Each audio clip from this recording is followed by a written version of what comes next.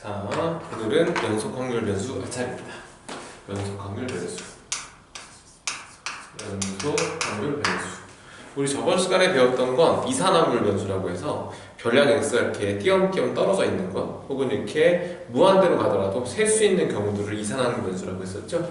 연속 확률 변수는 변수 x가 여기 쭉 붙어 있는 거예요. 변수 x가 쭉 붙어있는 실수 형태로 붙어있기 때문에 확률을 계산할 때 한 점으로 찍히니까 값을 계산할 수는 없는 거죠. 그래서 연속 확률 변수라는 건 확률 밀도 함수가 나오게 될 텐데, 확률 질량 함수는 별량 x 대신에 얼마를 대입했을 때 확률을 구할 수 있는 식을 말하는 거죠. 확률 밀도 함수는 그래프로 되어 있어요. 그래서 그 그래프와 축 사이의 면적을 구한 것이 확률이다만 기억하시면 됩니다. 쉽죠? 연속확률 변수에서는 평균과 분산을 구하는 과정이 없어요. 그러니까 연속확률 변수에서는 정규분포와 연속확률 변수 두 가지가 있는데, 예전 교육과정에서는 있었거든요. 근데 그 교육과정에서 걔가 사라지면서 연속확률 변수에서는 함수 fx가 주어지고 그때 확률을 구하는 경우들을 출제하곤 합니다. 자, 거기 보시면 157페이지 피시고요. 페이지 157페이지 1번 연속 확률 변수라고 나왔죠? 확률 변수 x가 어떤 범위에 속하는 모든 실수값을 가질 때 x를 연속 확률 변수로 한다 라고 나와 있습니다. 그러니까 모든 실수값을 가질 때 연속 확률 변수라고 얘기한다고 했죠? 확률 밀도 함수는 그 밑에 보시면 x가 알파에서 베타 사이에 모든 실수값을 가질 수 있는 연속 확률 변수 x에 대해서 알파가 베타 사이에 x가 사이에 들어가 있을 때 정의된 함수 fx가 다음 세 성질을 만족한다 라고 나왔습니다. fx라는 건 결국 확률을 나타내는 함수이기 때문에 세 성질은 좀 단순하죠. 처음에 나온 성질은 뭐냐면 확률을 나타내니까 당연히 fx는 x축 위쪽으로 존재해야 됩니다. 함수값이 양수가 돼야 되니까. 그래서 x축 항상 위쪽에 있다라는 걸 기억하시면 되는 거고요. 두 번째는 이 둘러싸인 부분의 면적, 그러니까 알파부터 베타까지 구간이 정해져 있을 때 이 둘러싸인 부분의 면적을 구하면 결국 이게 확률을 나타낸다고 했잖아요. 그래서 확률의 총합은 항상 얼마다? 그렇죠, 1이다. 그래서 이 넓이는 얼마를 만족하겠습니까? 1을 만족한다 라고 생각해 주시면 됩니다. 그 다음에 내가 만약에 확률을 구하고 싶으면, 어디서부터 어디까지 확률을 구하고 싶으면 이 면적을 구하면 확률을 구할 수가 있거든요. 저 넓이를 구할 땐 축과 둘러싸인 분의 면적이기 때문에 정적분으로 구할 것처럼 보이지만 실제로 확률 통계와 적분의 책은 분리가 되어 있기 때문에요, 적분을 통해서 면적을 구하는 경우는 나오지 않고 다각형 형태로 나와 있어요. 그러니까 우리 중학교 때 배웠던 공식 가지고도 충분히 넓이를 구할 수 있을 거다라는 얘기입니다. 연속확률 변수에서 나오는 처음 내용은 이게 답니다. 단어는 3개로 이루어져 있는데 첫 단어는 내용은 이게 다예요. 굉장히 간단해요. 보세요. 14번 문제 보죠. 14번 보시면 fx가 이렇게 나왔거든요. k 곱하기 3x 플러스 1이다 라고 나왔고, x의 범위가 0에서 x가 2 사이다 라는 범위를 갖습니다. 그래프를 그리실 때도요, 1차 함수의 그래프이긴 하지만 1차 함수의 그래프를 해석해서 그리지 마시고 점을 찍어가면서 그래프 그리시면 쉬워요. 그러니까 x 대신 0 대입하면 k죠? k 이 정도 찍어주시면 되죠. 아까 선생님이 얘기한 것처럼 k는 양수란 얘기는 나와 있지 않지만 k가 음수가 되면 확률이 음이 되죠. 그러니까 x축 아래쪽으로 함수값이 내려갈 수는 없기 때문에 k는 위쪽에 그냥 찍으시면 됩니다. 2 대입하면 7k네요. 그래서 2 대입하면 7k니까 7k란 점 어딘가 있다고 생각을 하시고 여기 7k예요. 요 둘을 이렇게 연결을 시켜주면 이런 사다리꼴의 면적이 만들어지게 되죠. 그래서 이 사다리꼴의 면적을 구했을 때 그 면적이 얼마를 만족해야 된다? 확률의 총합이니까 결국 이 면적은 얼마다? 1이다 라는 뜻으로 해석하시면 됩니다. 그러면 2분의 1 갖다 놓으시고 요 길이가 2였으니까 2 갖다 놓으시고 요 길이는 k죠? 이 길이는 7k죠. 그래서 둘을 더해주면 8k가 됩니다. 이렇게 이 결과가 얼마가 되겠습니까? 그렇죠, 1이다 쓰시면 되니까 두 개 지어주면 k는 8분의 1이다 이렇게 계산해 주시면 되죠. 되게 쉽죠? 연속확률 변수는 이 부분만 기억하시면 돼요. 하나 더 해볼까요? 15번. 그러니까 그래프를 그릴 때도 너무 걱정하지 마시고 점 찍어가면서 그래프를 그리시면 쉽게 그래프를 그릴 수가 있어요. fx는 대괄호에 kx x가 0에서 x가 1 사이라고 나왔고, 그리고 k에 2-x 여기는 x가 1에서 x가 2 사이다 라고 주어져 있습니다. 마찬가지로 이제 그래프를 한번 그려보시면 k 대신 0을 대입하면 0이죠. 여기서부터 시작하는 그래프고요. k 대신 1 대입하면 k니까 이렇게 x 대신 1 대입하면 k니까 k 정도 쓰시면 되고 어차피 1차 함수니까 이렇게 연결됐겠죠. 여기도 1 대입하면 k죠. 연소함수가 돼야 되고 2 대입하면 0이니까 다시 한번 이쪽으로 떨어지는 그래프. 그래서 요점의 좌표가 2다, 여기는 1이다 라고 쓰시면 되죠. 그럼 K값 구하러 한번 가볼까요? 그럼 전체 면적을 구해주면 되니까 전체 면적은 2분의 1 곱하기 밑변의 길이 2 곱하기 높이가 K 돼서 이게 뭐 1 쓰시면 K 너는 1이구나 라고 생각하시면 되는 거고, 두 번째는 0에서 2분의 1 사이, 0에서 2분의 1이면 이 부분의 면적을 말하는 겁니다. 이 면적, 그죠? 이 면적의 확률은 이렇게 표현을 했죠. Px가 0에서 x가 2분의 1 사이의 확률을 구하라 라고 얘기했지만 연소각률 변수이기 때문에 축과 둘러싸임의 면적 구해주시면 되는 거죠. 그러면 뭐 여기다 대입하셔도 돼요. 이게 2분의 1 대입해주면 k가 아까 1이었으니까 이 길이는 뭐 당연히 2분의 1이 될 거고 이 길이도 2분의 1이 되니까 2분의 1, 2분의 1, 2분의 1 그럼 답은 8분의 1 되겠네요. 이렇게 계산해주시면 됩니다. 뭐 비례식 이용해서 문제 푸셔도 되고 대입해서 함수값 간단하게 해결하셔도 되고 쉽죠? 연소각률 변수는 통계적 요소니까 평균과 분산과 표준 편차를 묻지 않기 때문에 확률에 대한 얘기만 나온다면 미정유수 결정하시고 그 다음에 넓이 구해가면 된다고 생각하시면 되고, 넓이는 일반적으로 적분을 통해서 구하는 경우는 출제하지 않는다를 기억하시면 됩니다. 자, 이제 정규분포 볼게요. 정규분포는 164페이지 피시면 되는데요. 페이지 164페이지 정규분포 한번 읽어보죠. 실수 전체 집합에서 정의된 밑줄 그시고 연속 확률 변수 x의 확률 밀도 함수가 정해져 있는 거예요. 확률 밀도 함수 fx는 거기 써있는 것처럼 이렇게 함수가 굉장히 복잡한 지수 함수로 정의가 되어 있습니다. 그래서 그 함수의 그래프를 그려주게 되면 그 함수 외우실 필요는 없고요. 그 함수의 그래프를 그리면 그래프가 이렇게 종 모양의 그래프를 갖는다라고 얘기를 하거든요. 평균 m이에요. 이렇게 생겼습니다. 우리 일반적으로 거의 대부분의 별량들이 이 정규분포를 따르죠. 예를 들어서 뭐 학교 학생들의 몸무게, 그러면 몸무게가 아주 작은 학생들 수도 적을 거고 아주 많은 학생, 큰 학생들, 몸무게가 무거운 학생들 수도 적을 거죠. 평균에 많은 학생들이 몰려있을 테니까 그래프는 이런 형태의 분포를 따르게 될 겁니다. 이런 형태의 분포를 따르는 모든 분포를 정규분포라고 부르거든요. 그래서 정규분포를 따르는 함수가 그 fx의 함수식을 정확하게 따라가지는 않아요. 그러니까 찍다 보면 뭐 비슷한 형태로 만들어진다고 생각하시는 게 맞겠죠. 그래서 정규분포는요 항상 이렇게 주어지거든요. m, 시그마의 제곱 이렇게. 위에 있는 함수 다시 한번 보시면 별량 x를 대입할 수 있고, 거기 보시면 별량 x를 제외하고는 2파이와 2라는 수는 뭐 2라는 수는 이과생들은 아시겠지만 자연수라고 부르는 무리수거든요. 그러니까 2라는 수 제외하면 m과 시그마로 이루어진 함수입니다. 그러니까 m과 시그마를 대입하게 되면 그 정규분포 fx의 함수의 그래프를 정의 내릴 수 있다는 뜻으로 해석하시면 되겠죠. 그래서 정규분포는 일반적으로 n이라는 표현을 쓰면서 m과 시그마를 주어지는 함수다라고 생각하시면 됩니다. m과 시그마를 대입하면 함수가 하나 정의가 될 거고 그 함수에 대한 얘기를 한다라고 생각하시면 될 것 같아요. 정규분포의 특징은요, 종 모양의 그래프고 평균 m에 대해서 서로 대칭이에요. 확률의 총합은 항상 1이니까 뭐 대칭이라고 했으니까 왼쪽 오른쪽이 0.5가 된다는 거 정도는 아시겠죠? 이건 할 수 있을 것 같고, m이 커지면 그래프는 오른쪽으로 이동을 할 거고 m이 작아지면 왼쪽으로 이동을 하고, 표준 편차가 작아지면, 표준 편차라는 건 별량들이 평균에 많이 몰려있다는 뜻이거든요. 표준 편차가 작아지면 키가 커지는 그래프가 될 거다라고 생각하시면 됩니다. 이해가십니까? 두 번째는 이제 표준 정규분포라는 게 뭐거든요. 표준 정규분포는 뭐냐면 이렇게 n 0,1의 제곱이라고 쓰죠. 눈치채셨죠? 표준 정규분포는 평균이 0이고 표준 편차가 1인 정규분포를 표준 정규분포라고 합니다.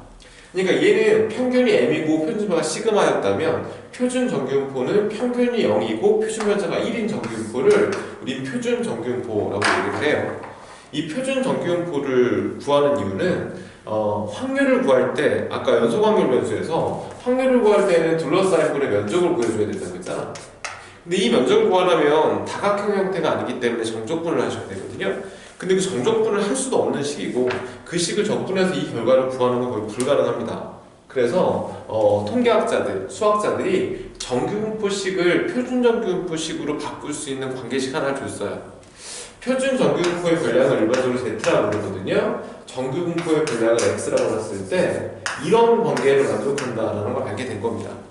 이런 관계를 만족하는 걸 알게 되는 게 아니라 이런 관계를 만족하게끔 식을 잡은 거라고 생각하시면 되죠. 그래서 정규분포의 변량 Z는 표준 정규분포의 변량 Z는 정규분포의 변량 X를 Z로 바꾸거나 Z를 X로 바꾸는 상황을 만족할 수 있다는 얘기죠. 그래서 이 식을 하나 기억하시면 되는데 이런 식을 우리는 표준화식이다라고 얘기를 합니다. 그래서 변량 X를 Z로 바꾸는 식이라고 생각하시면 될 것 같아요. 이해 가시죠? 그렇죠? 오케이. 그래서 그럼 왜 표준화시키냐? 표준화시키는 이유는 두 가지거든요. 표를 활용하기 위해서, 두 번째는 기준을 잡기 위해서. 둘 중에 하나인 경우에 표준화시키는 과정을 거칩니다. 첫 번째는 표준 정규분포 표라는 이 면적들을 모두 다 구해놓은 표가 있거든요. 그 표를 활용하기 위해서 Z로 바꿔주는 거고, 두 번째는 기준이 필요해요. 두 정규분포를 비교할 때 기준이 필요하기 때문에 기준을 잡아주기 위해서 표준화한다고 생각하셔도 돼요. 뭐 예를 들어서 길이를 나타내는 단위는 미터도 있고 센티미터도 있고 그 둘은 표준화되니까 인치도 있고 한 뼘, 두 뼘도 있고 굉장히 많은 길이를 나타내는 단위가 있죠. 그 길이들을 서로 비교하기 위해서 센티미터와 미터와 밀리미터로 표준화시켰잖아요. 그것처럼 수많은 정규분포를 비교하기 위해서 표준화시켰다고 생각하시면 됩니다. 그런 두 가지 경우, 첫 번째는 표를 활용할 때, 두 번째는 비교할 때. 뭐라고요? 외우셔야 돼요. 첫 번째는 표를 활용할 때, 두 번째는 비교할 때. 그때 때문에 Z라는 변량을 만들어냈다고 생각하시면 됩니다. 이 뒤에 얘기 드린 선생님이랑 같이 문제를 풀면서 확인해 보시면 말은 이렇게 복잡해 보여도 생각보다 간단하게 풀 수 있어요. 자, 문제 볼게요. 16번 문제 봅시다. n 시그마의 제곱. 이걸 보면 변량 x가 정규분포를 따르는구나 라고 생각하시면 되고, px가 12보다 작거나 같은 확률과 px가 18보다 크거나 같은 확률이 서로 같답니다. 평균을 구하라 그랬습니다. 정규분포 문제들은 이렇게 그래프를 그리시면 문제 풀기가 편해요. 이렇게 그래프를 그려주시고 평균이 m이라고 했죠. 근데 12보다 작거나 같은 확률, 선생님 예를 들어서 여기를 12로 찍어줄게요. 그럼 12보다 작거나 같은 확률은 요 면적을 뜻하는 거죠. 아까 선생님 얘기한 것처럼 넓이를 구해주면 확률을 구할 수 있다고 했으니까. 근데 서로 대칭이기 때문에 옆으로 또르르 이동을 했을 때 똑같은 간격만큼 떨어진 지점을 잡아주게 되면 당연히 두 면적은 서로 같겠죠. 파란색 면적과 노란색 면적은 당연히 같을 겁니다. 그러면 이 둘의 중점을 구한 게 평균이 될 수밖에 없잖아. 그렇죠. 그래서 이 둘의 합을 구하면 30이니까 평균 너는 15였구나 주시면 됩니다. 이렇게. 그러니까 그래프를 하나 그려놓으시면 확실히 이해가 좀 직관적으로 잘 보이니까 쉽거든요. 한번 더 해볼게요. 17번. 변량 x가 정규분포를 따르는데 정규분포에는 40,10의 제곱을 따릅니다. 그럼 평균은 40이라는 얘기고 표준 편차는 10이라는 얘기겠죠? 오른쪽에 표준 정규분포 표라는 표가 있지. 아까 선생님이 표준화시키는 이유는 두 가지라고 그랬죠? 표를 활용하기 위해서, 두 번째는 비교하기 위해서 활용하는 건데, 이번에 표를 활용해야 되기 때문에 Z를 시그마분의 X-M으로 바꿔줘야 될 겁니다. 그러니까 X를 Z로 돌려준다. 아까 맞는 표현이겠죠? 무슨 뜻이냐면 1번 보시면 이렇게 나왔죠? P25 이렇게 X 40 이렇게 나왔습니다. 이게 무슨 뜻이냐면요, 표준 정규분포의 그래프를 그리게 되면 이렇게 그래프가 그려질 거고, 평균이 지금 40이거든요. 얘는 25에서 40 사이에 면적을 구하라는 얘기랑 같은 거예요. 근데 아까 선생님이 얘기한 것처럼 이 넓이를 구할 수 있는 방법이 없다니까요. 얘를 적분쳐서 면적을 구할 수가 없기 때문에 이 면적을 구하기 위해서 표를 준 겁니다. 근데 그 표는 Z로 변량을 바꿨을 때만 활용할 수 있는 거예요. X로 못 풀고. 그래서 얘를 Z로 한번 돌려봅시다. x 대신에 25 대입하면 되거든요. 그러니까 z라는 식을 한번 써보시면 시그마분의 10분의 얘는 외우셔야 됩니다. x-m이니까 x-m을 쓰시면 되는 거고 여기다 25를 대입해주면 되죠. 그러면 이게 15가 마이너스 15가 되니까 10을 나눴으면 마이너스 1.5가 될 거고 z가 쓰시고 다시 대입하면 0이네요. 이렇게 쓰시면 됩니다. 그래서 뭘 구하라는 얘기입니까? 이걸 구하라는 얘기죠. 이렇게 됐을 때 센터 0을 기준으로 0에서 1.5까지 마이너스 1.5까지 떨어진 면적을 구하라가 문제가 되는 겁니다. 그럼 이 면적을 구할 때 표를 활용하시면 된다고 그랬죠? 그 표는 뭐 활용하시면 되냐면 거기 보면 0에서 1.5 사이가 표 한번 보시고 0에서 1.5 사이가 0.433이라고 나와 있으니까 0에서 1.5 사이가 0.433이니까 이 면적이 0.433이라는 뜻이거든요. 그러면 아까 선생님이 얘기한 것처럼 등가격으로 떨어졌을 때 두 면적은 서로 같기 때문에 이 결과는 얼마가 되겠다? 0.433이가 되는 거구나 이렇게 쓰시면 된다는 얘기야. 한 번 더 해볼까요? 자, 두 번째 보시면 Z는 P가 X 60이라고 주어져 있습니다. 그럼 얘도 똑같이 이제 이 표에 요 값에다 대입만 하시면 되거든요. P 갖다 놓고 Z 갖다 놓고 60에서 40 빼면 20이죠. 2가 될 거예요. 그죠? 그럼 이건 어떻게 계산하시면 되냐면 또 마찬가지로 그래프를 그려주시면 센터가 여기 있을 거고 여기 0이죠. 한 이 정도 2가 있겠지? 2보다 크거나 같으니까 결국 이 확률을 뜻하는 겁니다. 근데 그 표를 보시면 0에서 이 값까지에 해당하는 면적의 결과를 구해놓은 거지 이런 바깥쪽 면적을 구할 수는 없거든요. 그래서 이런 경우는 어떻게 하시면 되냐면 요 반통을 구한 것이 0.5잖아요. 0.5에서 이 부분의 면적을 빼주면 됩니다. Z가 얼마였을 때? 2.0이었을 때 그 값이 0.477이라고 나왔죠? 0.477이 이렇게 두 개 빼서 계산해 주시면 돼요. 이거 계산하시면 0.0228이다 라는 결과가 나오네요. 그래서 그래프를 그려가시면서 해결하시면 문제 수를 많이 내진 않으니까 그래프를 그려면서 해석하시면 전혀 어려움 없이 풀어낼 수 있지 않을까 생각이 듭니다. 한 번 더 해볼까요? 자, 거기 8번 문제 볼게요. 이 밑에 풀어드립니다. 18 보세요. 확률 변수 x가 정규분포 n 이걸 따른대요. n에 50,5의 제곱을 따른답니다. 평균과 표준 편차. 근데 옆에 보니까 표가 하나 나와 있죠? 그러면 z로 돌려줘야 될 것 같아. z는 시그마분의 x-m이라는 공식을 하나 써놓으시고 그랬을 때 p가 뭐라고 했냐면 x가 k보다 크거나 같은 확률에 대한 얘기를 묻습니다. 그럼 이 값을 구하면 z값 쓰시면 될 것 같고 시그마분의 5분의 x-m 하시면 k-50 쓰시면 되거든. 이 값이 얼마나 나왔습니까? 0.0013이라고 나와 있어요. 요거 그래프를 한번 그려볼게요.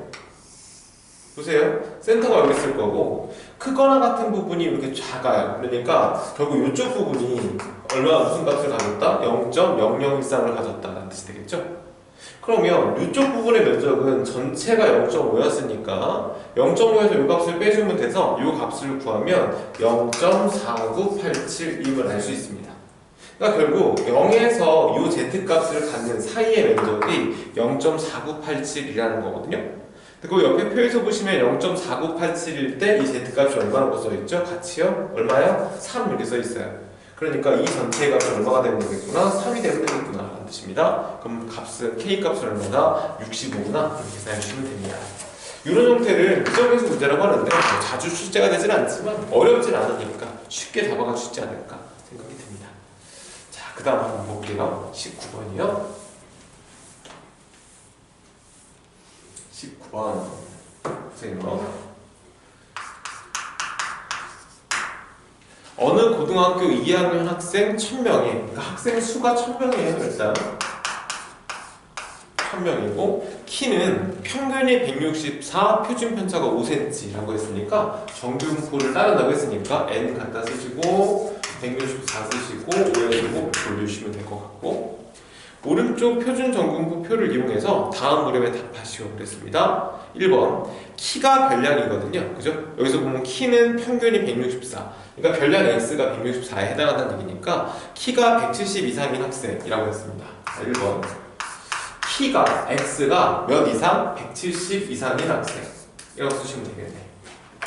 그럼 마찬가지로 또 Z를 한번 구해볼까요? 아까 선생님 Z는 시그마분의 x 마이너스 m이라고 했으니까 164라고 했으니까 여기에 대입을 해주시면 이제 x를 z로 돌려놓을 수 있겠죠? 이렇게 돌려주시고 5분의 170 대입하면 6이지. 그러니까 10분의 12니까 이것은 1.2가 되겠네요. 그죠?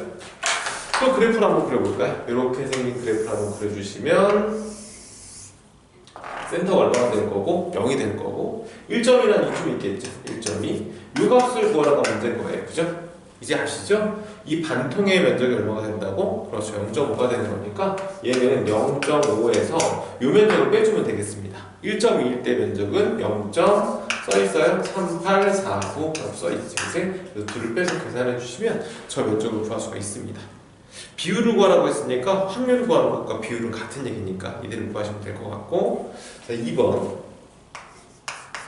2번에 키가, 그죠? x가 160 이상, x가 170 이하인 학생. 그럼 아까 170일 때 1.2가 되는 건 이미 구해놨으니까 160 한번 구해볼까요? 그래서 160을 대입하면 5분의 4네요. 그럼 마이너스 0.8이 될 테니까 그럼 이 값을 계산하시면 p 갖다 쓰고 마이너스 0.8 갖다 쓰시고 z 돌려주시고 아까 1.2였거든요. 이것도 또 한번 그래프를 그려보시면 위에는 그래프 활용할까요? 1.1보다 작거나 같으니까 요 부분 말하는 거고 0.8이면 이만치 있겠죠? 마이너스 0.8 그러면 요 면적 말하는 겁니다. 그러니까 요거하고 요거의 두 개 합 구해주시면 되겠죠? 음수 쪽은 어차피 양수의 대칭 형태로 갔기 때문에 0.8일 때가 표 보시면 0.2881 1.2일 때가 0.3849 그 둘을 더해주시면 됩니다. 간단하죠? 이렇게 풀어가시면 쉽게 풀 수 있어요. 한 번 더 해볼게요. 20번 320명을 뽑는 어느 회사의 입사시험에 2000명이 응시를 했대요. 그러면 합격할 확률은 2000분의 뭐가 되겠습니까? 320이 될 거고 두 개 지어주면 100으로 생각하면 0.16이 나온다고 생각하시면 되죠. 그래서 0.16은 이 사람이 합격을 할 확률이 되는 겁니다.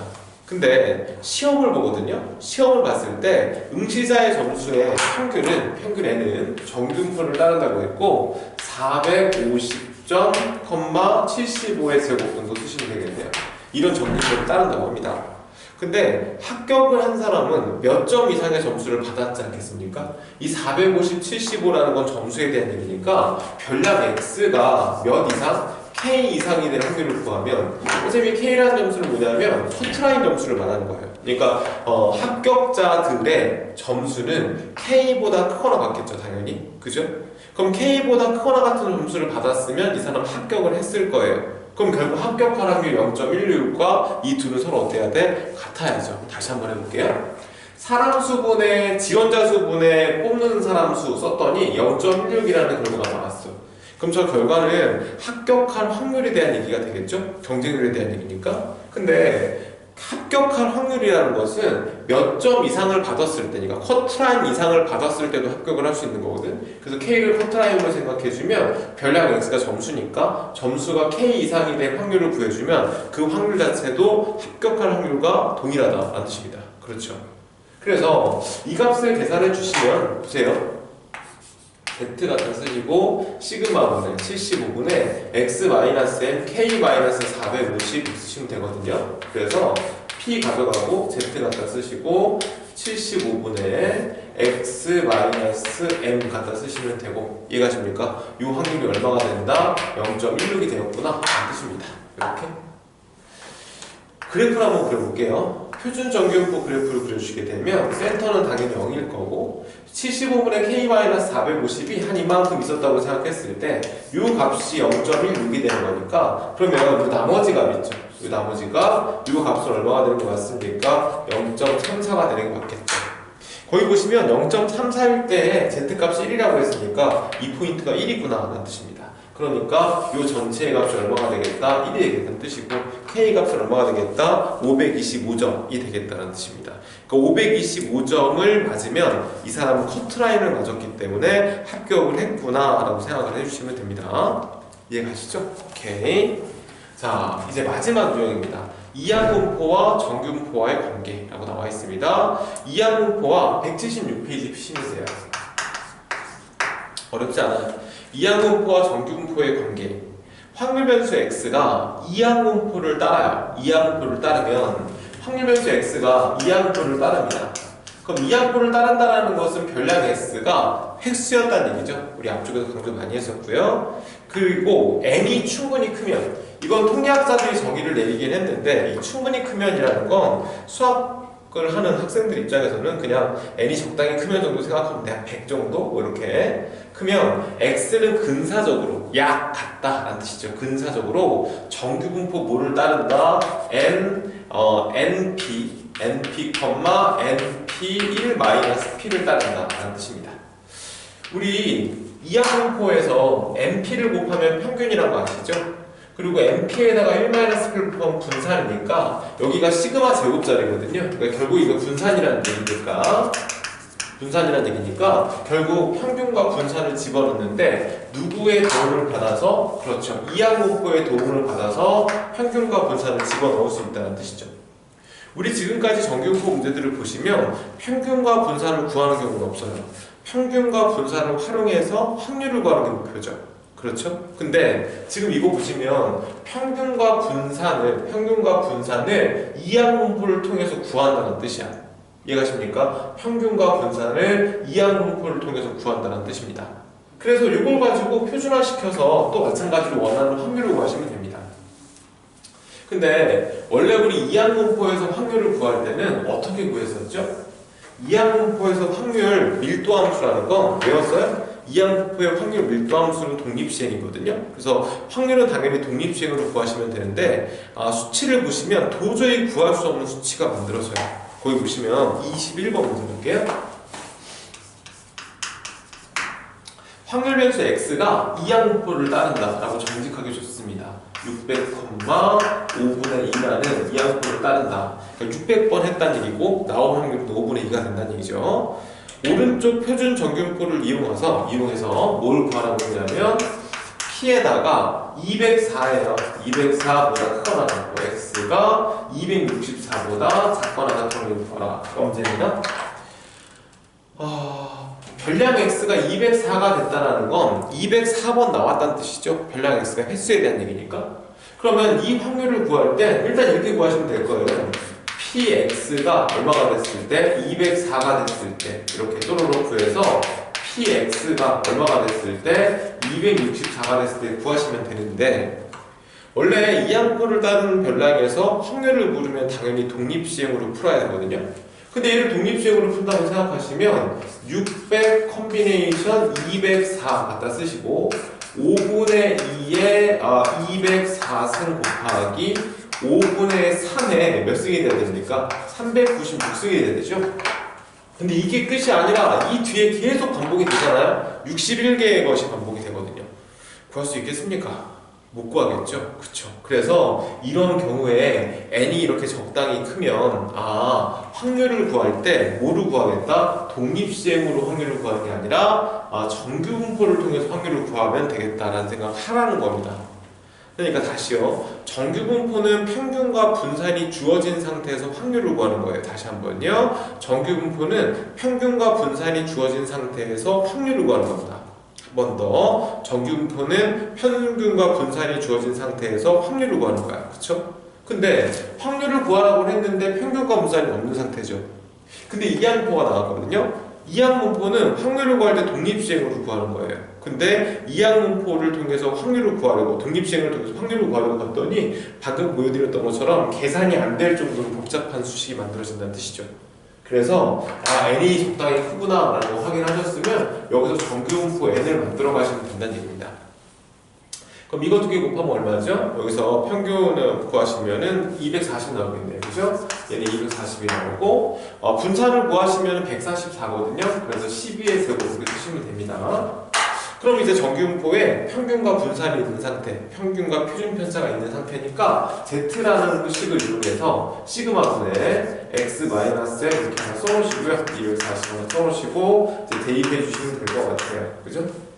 12분의 204 마이너스 240 해주시면 얘가 마이너스 3이 나오거든요. Z 갖다 쓰시면 되고 264 대입해주면 이 값은 얼마냐? 2 나오네요. 그죠? 2 쓰시면 되겠죠.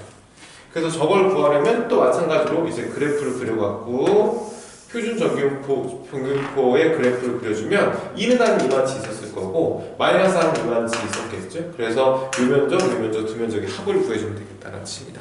표 읽는 건 할 줄 아시죠? 0.4772와 0.4987 그 둘을 더해서 쓰시면 되겠네요. 이해가십니까? 오케이. 자, 두 번째 문제는 똑같은 방법으로 px가 몇 이하입니까? 252 이하입니다.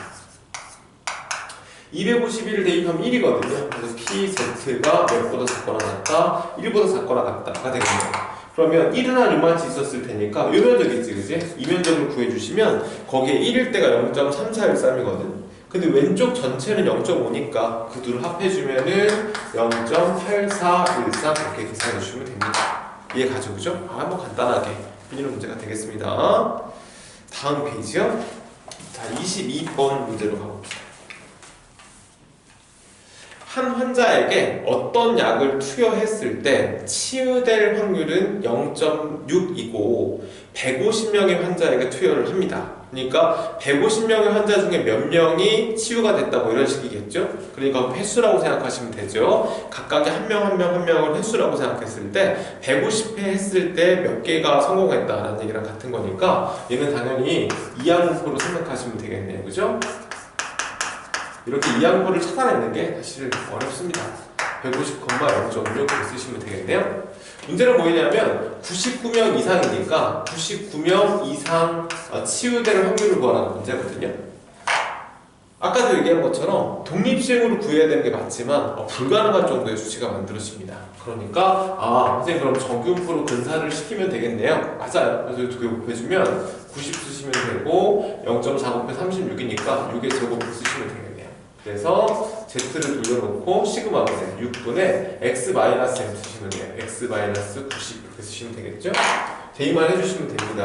P 갖다 쓰시고 Z 갖다 쓰시고 6분의 9점 2분의 3이니까 1.5 쓰시면 되겠네요. 그죠? 그래서 그래프를 그려주시면 그래프는 이렇게 센터는 0이 될 거고 얘가 1.5가 될 거다 라는 뜻입니다. 이 면적에 대한 얘기가 되겠죠? 0에서 0.5 사이가 0.433이거든요. 1.5 사이가 전체가 0.5에서 그 빼면 되니까 0.0668 이렇게 쓰시면 값을 계산하실 수 있겠네요. 이해가십니까? 굉장히 단순하고 쉽죠? 정규분포는 이렇게 계산하시면 쉽게 구해낼 수 있습니다. 그러니까 정규분포에서 제일 중요한 건 연소각물 변수에서 제일 중요한 건 평균이나 분산을 묻지 않기 때문에 확률을 그래프를 통해서 다각형의 면적만 구해주면 된다라는 게 첫 번째였고요. 정규분포는요 평균과 분산을 이용해서 확률을 구하는 거예요. 결국 확률을 구하는 건데 평균과 분산이 주어지면 주어진 대로 푸시면 되고 표준화시켜서 확률을 묻게 되는데 평균과 분산 대신에 이항분포의 요소들이 주어지면 이항분포를 정규분포로 근사시켜서 근사된 것의 평균과 표준편들을 통해서 확률을 구해주면 됩니다. 어렵지 않게 해결할 수 있는 단원이고 선생님 개인적으로는 확률분포 문제가 더 어려운 것 같아요. 연소각물분포에서 이산항률 변수 쪽이 더 어려운 것 같습니다. 그쪽 정리 좀 잘 하시면 쉽게 잡아가실 수 있고요. 그리고 이제 마지막 단원이 통계적 추정이라는 단원인데 추정은 단원 자체가 굉장히 작아요. 근데 문제는 공식이 몇 개 나오는데 공식은 뭐 금방 외울 수 있지만 앞쪽에 있는 통계적인 요소가 잘 정리가 안 돼 있으면 추정은 많이 어려울 수 있습니다. 그러니까 앞에 통계 열심히 공부하시고 그 다음에 수업을 들으시는 게 좋습니다. 자, 고생했습니다.